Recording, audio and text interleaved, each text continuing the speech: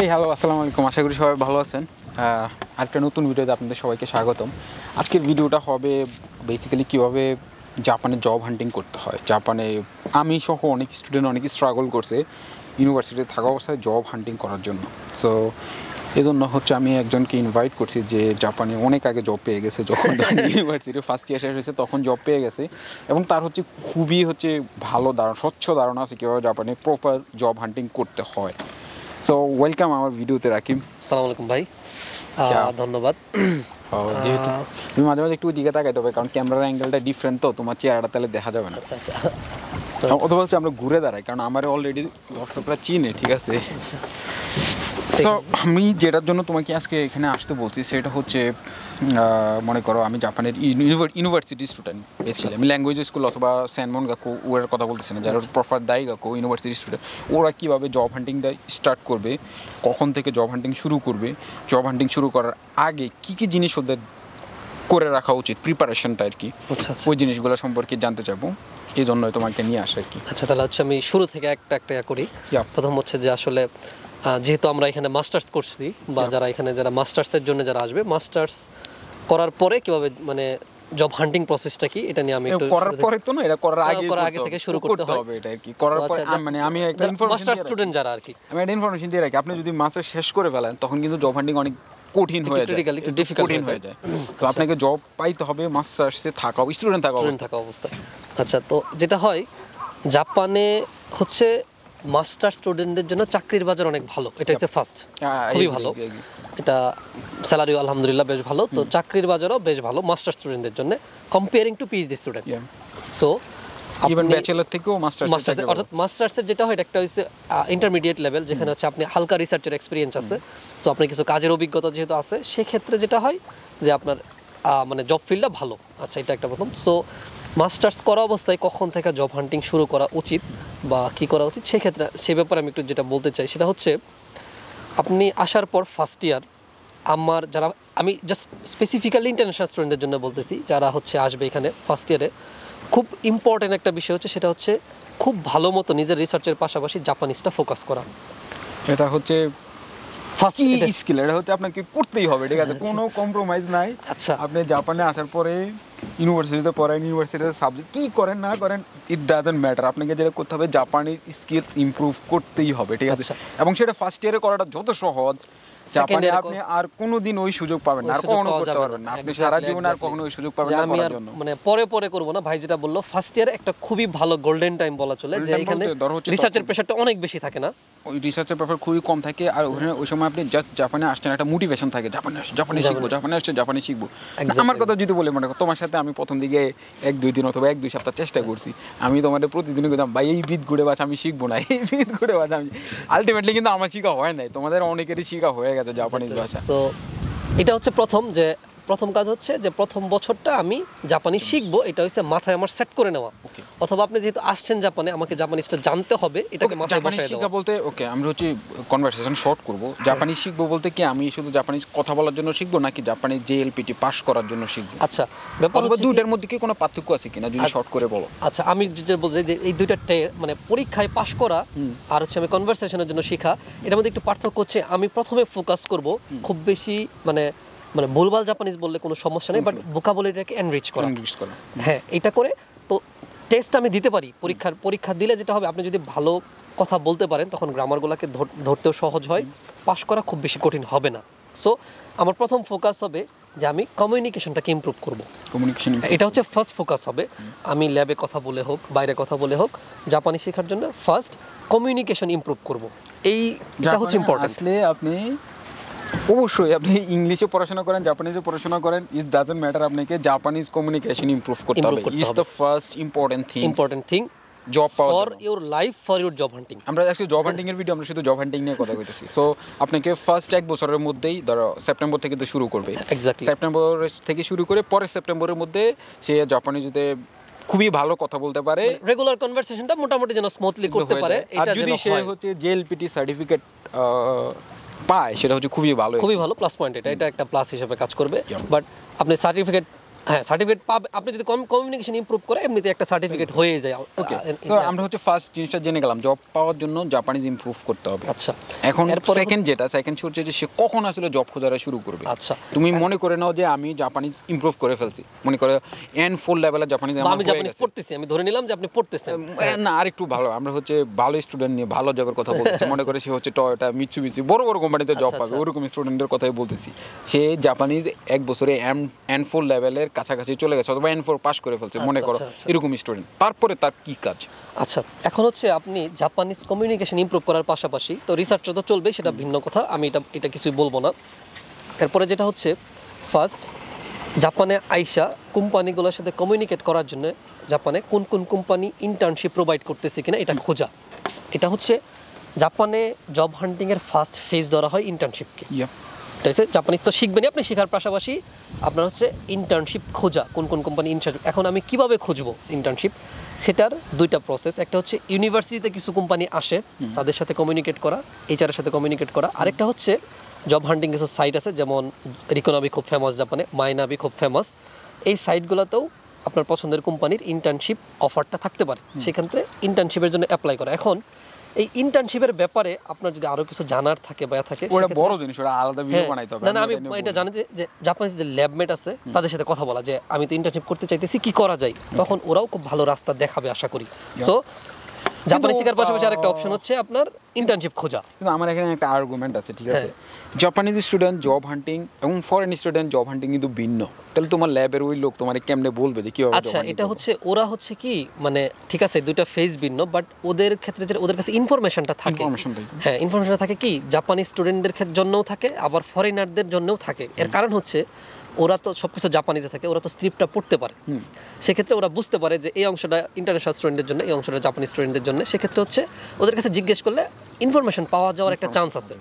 So যেহেতু ল্যাবমেট জিজ্ঞেস করাই যায়। তাহলে দুটো জিনিস, একটা জাপানিজ ইমপ্রুভ করা, সেকেন্ড হচ্ছে ইন্টার্নশিপ খোঁজা। ইন্টার্নশিপ খোঁজার জন্য কয়েকটা জিনিস আছে, রিকোনাবি মাইনাবি হচ্ছে one of the best thing.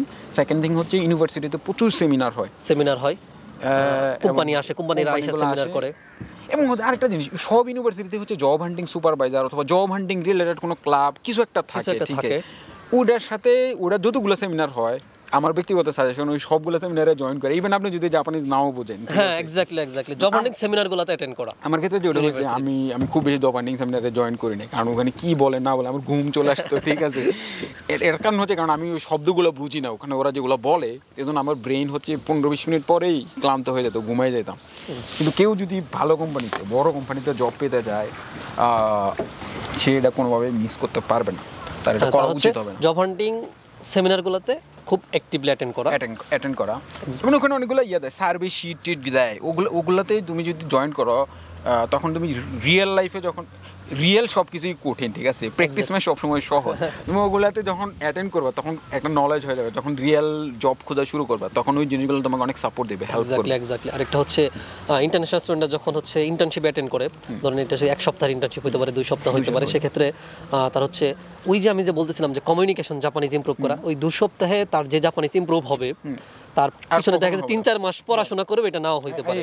কারণ হচ্ছে এখানে আপনাকে জোর করে কিছু কথা বলাবে, জোর করে আপনাকে কিছু কাজ দেখাবে, জাপানিজ হচ্ছে ওই ইন্টার্নশিপ হিসেবে প্রেজেন্টেশনটা কিন্তু জাপানিজে দিতে হবে, সেক্ষেত্রে আপনার ভালো একটা ইমপ্রুভ হবে এই জায়গাতে। সো ইন্টার্নশিপ একটা ধরো কি বলে কি, তখন কিন্তু যে হচ্ছে ইন্টার্ন করবে তার কিন্তু একটা মোটিভেশন থাকে। ধরো আমি যদি হচ্ছে ক্যাননে ইন্টার্ন করি অথবা আমি মিৎসুবিশিতে ইন্টার্ন করি, আমার কিন্তু অন্য লেভেলের মোটিভেশন থাকবে। এই মোটিভেশন তুমি আর্টিফিশিয়ালি কোনোভাবে জেনারেট করতে পারবে না। এক্স্যাক্টলি ইন্টার্নশিপ করলে তখন আপনার ভিউটা অনেক বড় হবে যে না আমি পারি।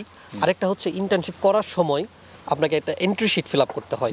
এন্ট্রি শিট বলতে বড় ভাই, হ্যাঁ, তো এটা যেটা হয় আপনার জব হান্টিং এর সময়ও এই এন্ট্রি শিটটা এরকম একটা এন্ট্রি শিট পূরণ করতে হয়, একটা এক্সপেরিয়েন্স হয়ে গেল। আরেকটা ইনফরমেশন, ধরো এই ইন্টার্নশিপটা তো এন্ট্রি শিটটা পূরণ করে দাও, ইনফরমেশনগুলো ফালাই দেবা না, এগুলো তোমার কাছে রাইট। এক্স্যাক্টলি, এবং এটা পরবর্তীতে আপনার লাগবে, পরে যখন জবে অ্যাপ্লাই করবা তখন এইটারই হচ্ছে যে একটু উপর নিচে ডানে বামে চেঞ্জ করে ওটাই অ্যাপ্লাই করবা। অ্যাপ্লাইয়ের জন্য ওই ইনফরমেশনগুলো আবার লাগবে। সো আরেকটা হচ্ছে যেমন আপনার কি বলে এটাকে, ওই যখন আপনি ইন্টারভিউ দিবেন তখন বিভিন্ন কোম্পানি ইন্টার্নশিপের জন্য কিন্তু ইন্টারভিউ নেয়, তারা ইন্টার্নশিপ দিবে কিনা। এই সময় আপনার ইন্টারভিউ অর্থাৎ জব ইন্টারভিউ দেওয়ার একটা প্র্যাকটিস হবে। এটা হচ্ছে একটা আপনার এক কনফিডেন্স তৈরি করবে, ইন্টারভিউ ফেস করার একটা অভিজ্ঞতা পাবেন। আরেকটা হচ্ছে পরবর্তী জব হান্টিং যে ইন্টারভিউগুলো হবে এগুলা খুব কাছাকাছি ইন্টারভিউ হয়। কাছাকাছি হবে খুব বলতে ভালো কি, একটা এটা এক্সপেরিয়েন্স। আমি এটার একটা এক্সাক্ট উদাহরণ দেই। ইন্টারভিউর 90% প্রশ্ন হচ্ছে সেম, খুব কাছাকাছি হয়, সেম বাইক খুবই কাছাকাছি হয়। খুবই 10% অথবা 15% প্রশ্ন এদিক হচ্ছে সেদিক। ডিফারেন্ট হয়, আর 90 থেকে Exactly. এরকম প্রশ্ন তোমার একদম কমন হবে, ঠিক আছে? Exactly, আর এটা তুমি করবে। যদি 5টা ইন্টারভিউতে জয়েন করো এবং ওই প্রশ্নগুলো যদি তুমি ক্যাচ করতে পারো, তাহলে তুমি দেখো যে এরপরে সব ইন্টারভিউতে তুমি সব প্রশ্নের উত্তর দিতে পারতেছো। এটা আমি একেবারে আমার পার্সোনাল এক্সপিরিয়েন্স, এটা আমি নিজে দেখছি। আমি হচ্ছে বেশ কিছু প্রায় 3-4টা কোম্পানিতে ইন্টার্নশিপ করছিলাম। সো সেক্ষেত্রে যেটা হয়েছে 3-4টা কোম্পানিতে ইন্টার্নশিপের জন্যই আমাকে ইন্টারভিউগুলো দিতে হয়েছে, এবং পরবর্তীতে যখন আমি জব হান্টিং ইন্টারভিউটা দেই সত্যি আমার কাছে অনেক ব্যাপার ইজি হয়ে গেছে, এবং আমার ইন্টারভিউর একটা প্র্যাকটিস হয়ে গেছে ওই মুহূর্তে। ওকে, এখন মনে করো আমরা জিনিসটা সহজ করি। সে হচ্ছে ইউনিভার্সিটিতে আসলো, 1 বছর জাপানিজ পড়লো, জাপানিজ সার্টিফিকেট নিল, ইন্টার্নশিপ করলো, আচ্ছা সে হচ্ছে সেকেন্ড ইয়ারের স্টুডেন্ট। এখন সে কিভাবে জব খুঁজবে, আচ্ছা, কোথা এখন থেকে জব হচ্ছে খুঁজবে? আপনার ইন্টার্নশিপগুলো যেটা হয় এটা কিন্তু হচ্ছে আপনি সেকেন্ডারে উঠার মুহূর্তে ঠিক জাস্ট উঠতেছেন ওই মুহূর্তে ইন্টার্নশিপগুলো হয়ে যায়। সো এরপরে যে কোম্পানিতে ইন্টার্নশিপ করবে ওই কোম্পানিগুলোর সাথে কানেকশনটা শুধু রাখা। এটা করলেই হবে। এরপরে কিছু কোম্পানি আছে নিজে থাইকাই স্টুডেন্টকে মানে মেইল করে বা ইনফরমেশন দেয় যে আমাদের এরকম সিলেকশন প্রসেস এত তারিখ থেকে শুরু হবে, তুমি অ্যাটেন্ড করতে পারো। এটা আরেকটা হচ্ছে ইন্টার্নশিপ করার সময়কালে একটু আগ্রহ দেখানো যে না আমি আসলে আপনাদের এই কাজ করতে চাই। সেক্ষেত্রে হচ্ছে হয় কোম্পানি নিজে থেকে ওই ইনফরমেশন দিয়ে রাখা। ধরো কেউ যখন ইন্টার্নশিপ করবে, মনে করো তোশিবাতে কেউ ইন্টার্ন করবে, তখন হচ্ছে তোশিবা কোম্পানি কি নিয়ে কাজ করে, অথবা ধরো আমি কম্পিউটার সায়েন্সের স্টুডেন্ট, ঠিক আছে, আমি তোশিবার ম্যানুফ্যাকচারিং এর জন্য ইন্টার্ন করতে যাব না। আমি হচ্ছে ইন্টার্নশিপে গেলে ম্যানুফ্যাকচারিং দেখাবে হয়তো বা, কিন্তু আমার ডোমেইন কিন্তু ওটা না। আমার ওই ইন্টারেস্টটা দেখাইতে হবে পার্টিকুলার ডোমেইনটা আমি কন্ট্রিবিউট করতে পারবো। ধরো আমি কম্পিউটার সায়েন্স রিলেটেড কোনো একটা ডোমেইনে আমি কন্ট্রিবিউট করতে পারবো, এরকম ইন্টারেস্ট দেখানো ভালো আর কি। তারপরেও ইন্টার্নশিপ দিয়ে তো আসলে পরিচিতি বোঝানো হয়, অর্থাৎ কোম্পানি ইন্ট্রোডাকশনটা, অর্থাৎ কোম্পানিটাকে আপনি চিনেন, এটা এরকম একটা মানে ভিউ দেওয়া হয় ওই সময়। সো এরপরে যেটা হবে ইন্টার্নশিপ শেষ হয়ে গেলে এক কোম্পানি নিজে থেকে যোগাযোগ করবে, আপনি নিজে থেকে কমিউনিকেট করতে পারেন। এটা হইতে পারে, এটা ভাইস ভার্সা। বলতে কি, যখন ইন্টার্ন করার পরে তুমি অনেক ওখানকার এমপ্লয়ীদের ইমেল অ্যাড্রেস তোমার কাছে থাকবে, তুমি চাইলে ডাইরেক্টলি কমিউনিকেট করতে পারবে। এক্স্যাক্টলি, এইচআর এর ইমেল থাকবে, আপনি চাইলে এইচআর এর সাথে সরাসরি কমিউনিকেট করতে পারেন। আর it's very very important in Japan HR এর সাথে কমিউনিকেশনটা রাখা, এটা খুবই ইম্পর্টেন্ট চাকরি পাওয়ার ক্ষেত্রে। সো আমার ক্ষেত্রে যেটা হয়েছিল যে ইন্টার্নশিপ করার পর কোম্পানি নিজে থেকে কমিউনিকেট করছে যে তুমি চাই আমাদের সিলেকশন প্রসেসে পার্টিসিপেট করতে পারো, এত তারিখ থেকে আমাদের সিলেকশন প্রসেসটা শুরু হবে। তো তারপর এন্ট্রি শিট দিছে, আবার সেই এন্ট্রি শিট পূরণ করছি, ইন্টারভিউর জন্য ডেট ফিক্স হয়েছে, তারপর আবার সেই ইন্টারভিউগুলো দিছি। এবং ফার্স্ট ইন্টারভিউ, আর আমার এখনো মনে আছে ফার্স্ট ইন্টারভিউ যে ধরনের কোশ্চেন করছে, আমার ফার্স্ট ইন্টার্নশিপের জন্য সেম কোশ্চেনগুলোই ছিল অলমোস্ট, শুধু সেকেন্ড ইন্টারভিউটা একটু টেকনিক্যাল ছিল, এটা একটু ডিফারেন্ট ছিল। কিন্তু আপনার যে সাহসটা হয়ে যাবে ততদিনে, এটা খুব ইম্পর্টেন্ট। Okay fine. তো আমি ধরে নিলাম হচ্ছে আমি হচ্ছে ইন্টার্নশিপও করলাম এবং হচ্ছে যে কোম্পানির সাথে কমিউনিকেট করি, কোম্পানির সিলেকশন প্রসেস প্যানেলেও ঢুকে গেলাম। এখন হচ্ছে সিলেকশন প্রসেসে কয়টা ইন্টারভিউ হয়? আচ্ছা, এটা হচ্ছে কোম্পানি ওয়াইজ ভ্যারি করে। সো মানে যেটা হয় জাপানি স্ট্যান্ডার্ড যে মেনটেন করা হয়, ম্যাক্সিমাম কোম্পানি অনেক সময় দেখা যায় 3টা ইন্টারভিউ করা হয়, first interview, second interview, final interview. আচ্ছা, কোনো ক্ষেত্রে 4টাও হতে পারে, একটা টেকনিক্যাল ইন্টারভিউ ঢুকতে পারে। হ্যাঁ, এটা ডিফারেন্ট, বাট ম্যাক্সিমাম কোম্পানি 3টা, আবার কিছু কোম্পানি 2টাও নেই, যে ফার্স্ট ইন্টারভিউ ফাইনাল ইন্টারভিউ এরকম 2টা নেই, এরকম কোম্পানিও আছে এখানে। সো 3টা ইন্টারভিউ যারা নেই এক্ষেত্রে হচ্ছে 3টা ফেজ থাকে। ফার্স্ট ফেজে হচ্ছে ফার্স্ট ইন্টারভিউ, ধরো হচ্ছে ফেজ বাদ ইন্টারভিউ বলি, ফার্স্ট ইন্টারভিউতে তোমার সাথে কি টাইপসের কথা আচ্ছা, ফার্স্ট ইন্টারভিউ শুধুমাত্র মানে আমার ইন্ট্রোডাকশন, আমার হবি কি, আমি কেন তাদের কোম্পানিতে আসতে চাই, তাদের কোম্পানির কোন সাইডটা আমার ভালো লাগছে, এই ধরনের কোশ্চেন হবে। কেন ওদের এখানে আমি কাজ করতে আগ্রহী, আমি কেন আগ্রহী, এই কোশ্চেনগুলো, এটা খুবই নর্মাল কোশ্চেন একটা এর জন্য ফার্স্ট ইন্টারভিউ। তো ফার্স্ট ইন্টারভিউ আপনার ইমপ্রেশনটা দেখবে যে আপনি আসলে কত স্মার্টলি অ্যান্সার করেন, এইটুকু, এইখানে কোনো জটিলতা নাই। আচ্ছা, সেকেন্ড এডুকেশন রিলেটেড কোনো টেকনিক্যাল কোশ্চেনই হবে না, অলমোস্ট হয় না কোনো টেকনিক্যাল কোশ্চেন।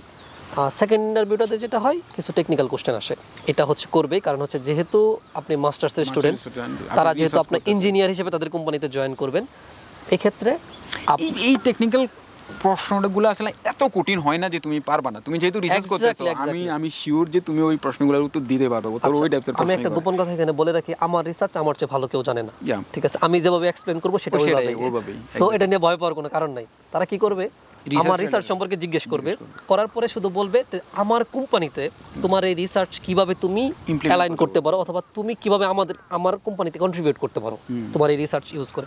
সো এই কোশ্চেনটা যদি আপনি একবার ভালো মতো প্রিপেয়ার করে ফেলতে পারেন, সেকেন্ড ইন্টারভিউ ওকে ডান, সেকেন্ড ইন্টারভিউ আর কোনো ঝামেলা নেই আশা করি। আর ফাইনাল ইন্টারভিউটা হচ্ছে খুবই, এটা হচ্ছে একটু মানে সিনিয়র পোস্টের মানুষজন ইন্টারভিউয়ে থাকে, সিইও থাকবে, অথবা অনেক বড় কোম্পানি হলে আপনি প্রেসিডেন্টকে পাবেন না, মাঝারি মিড লেভেলের কোম্পানি হলে হয়তো বা প্রেসিডেন্ট নিজেও থাকতে পারে, এটা একটা ব্যাপার। সো এই ইন্টারভিউটাতে আপনার কয়েকটা জিনিস দেখা হয়। এখানে সিইও জিজ্ঞেস করতে পারে, মানে খুব র্যান্ডম কোশ্চেন হয় এখানে, যেমন হচ্ছে কেন ওই ফার্স্ট যে ইন্টারভিউ যে তুমি কেন আমাদের এখানে কাজ করতে দাও, তো সিইও আবার এটা জানতে চাইতে পারে। আরেকটা হচ্ছে ফাইনাল ইন্টারভিউ ফিউচার গোলটা খুব ফোকাস করে দেখা হয় যে আপনার ফিউচার গোলটা কি। অ্যাকচুয়ালি এই কোশ্চেন দিয়ে তারা জানতে চায় আপনি কত বছর জাপানে থাকতে চাইতেছেন, এটা হচ্ছে। সো ভুল করেও বলা যাবে না যে আমি 5 বছর পরে চলে যাব, কথা হবে এটাই আমি মরার জাস্ট জাপানে থাকবো, আমি জাপানে আসি, আপনাদের সাথে আমি লম্বা সময় কাজ করতে চাই, বা আমি হচ্ছে আমার জাপানি পিআর পেতে চাই, এরকমও বলতে পারে, এরকমও বলতে আমি জাপানে থাকতে চাই, আমি আপনাদের সাথে কাজ করতে চাই। আমার আরেকটা হচ্ছে যে মানে বারবারই কিছু বলা দরকার নাই, যেমন হচ্ছে আমি একটা এক্সপিরিয়েন্স শেয়ার করি, সেটা হচ্ছে এটা বড়দের কাছ থেকে পাওয়া এক্সপিরিয়েন্স। এরকম একজন বলছিল যে আমি হচ্ছে এখানে 5 বছর কাজ করে আমাদের দেশে আপনাদের কোম্পানির একটা ব্রাঞ্চ তৈরি করতে চাই। তখন যেটা হয়েছে ওনাকে রিজেক্ট করা হয়েছিল, এবং কারণ দেখানো হয়েছিল দেখেন জাপানিজরা সব ব্যাপারকে খুব সিরিয়াসলি নেয়, তো যে আসলে আপনার দেশকে নিয়ে আমাদের কোনো মানে ফিউচার প্ল্যান নাই। এখন আপনার ফিউচার গোল হচ্ছে 5 বছর পরে আপনার দেশে একটা ব্রাঞ্চ তৈরি করা। সো আপনার ফিউচার ভিশনের সাথে আমাদের ফিউচার ভিশন আসলে অ্যালাইন করতেছে না, আমরা দুঃখিত এটার জন্য। সো এত মানে বাড়াবাড়ি পর্যায়ের কিছু না বললেও সমস্যা নাই, বলার দরকার নেই। সো জাস্ট মানে স্বাভাবিক থাকা আর কি, যে আমি কাজ করতে চাই আপনাদের সাথে লম্বা সময়। থার্ড ইন্টারভিউ যেটা বললাম লম্বা সময় কাজ করার পরে ওখানে কি স্যালারি সম্পর্কে ডিসকাস করে নাকি? এটা হচ্ছে টিপিক্যাল জাপানিজ কোম্পানিগুলো নর্মালি স্যালারি সম্পর্কে ডিসকাস করে না, তবে মিড লেভেল যেটা হয় যারা মিড ক্যারিয়ারে ঢুকতে চায় হয়তো বা তাদের ক্ষেত্রে স্যালারি সম্পর্কে ডিসকাস হইতে পারে। হচ্ছে জাপানে তো মাস্টার্স করলে স্যালারিটা মোটামুটি ফিক্স, এটা একটা ভালো দিক, এটা ডিসকাশনের কিছু নাই, এইজন্য ডিসকাস করে না। কিন্তু মিড ক্যারিয়ারে যারা সার্চ করে ওদের হচ্ছে ডিসকাশনটা হয়। এক্স্যাক্টলি ওদের ক্ষেত্রে ডিসকাশন হয় স্যালারি। এটা সাধারণত তো আমি হচ্ছে ফ্রেশারদের কথাই বলছি, ওদেরকে ওই ডিসকাশনটা ফেস করতে হবে না স্যালারি কত, অর্থাৎ স্যালারি নেগোসিয়েশনটা আপনাকে ফেস করতে হবে না, কারণ অলরেডি জাপান গভর্নমেন্ট থেকে একটা ব্যাপার ফিক্স করাই আছে যে আপনাকে কত স্যালারি দিতে হবে একজন। হ্যাঁ, কিছু কোম্পানি বেদে সেটা খুবই অল্প স্বল্প এদিক সেদিক হয়, 10,000 5,000 এদিক সেদিক হয়, বাট একটা স্ট্যান্ডার্ড অলরেডি দেওয়া আছে। সো এটা নিয়ে কোনো কথাই হবে না অলমোস্ট। এখন তো মনে করো এই ইন্টারভিউ পাস করে ফেললো, তাহলে তার অফার লেটারটা কবে আসবে? আচ্ছা, এখন এটা হয় যে ফাইনাল ইন্টারভিউ পাস করার পরে ফোনে জানানো হয়, জাপানে এটা নরমাল নিয়ম, ফোন করে আপনাকে জানাবে যে আপনি পাস করে গেছেন।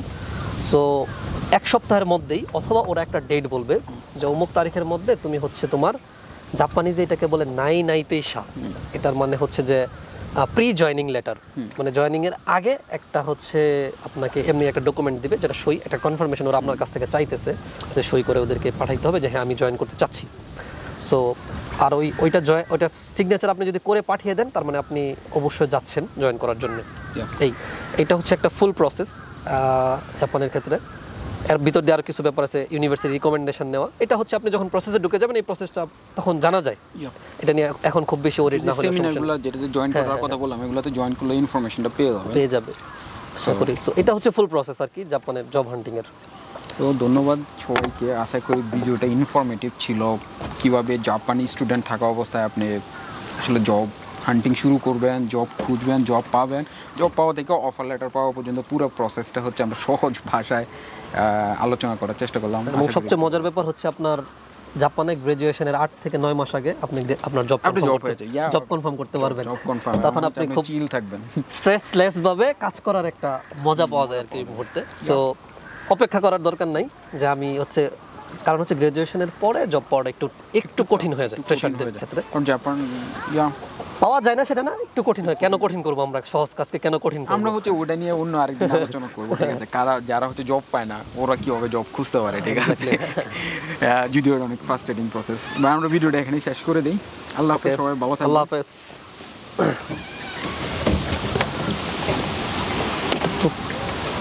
খুব রিস্কি জায়গায় ছিল, তো পড়ে যেতে পারতো।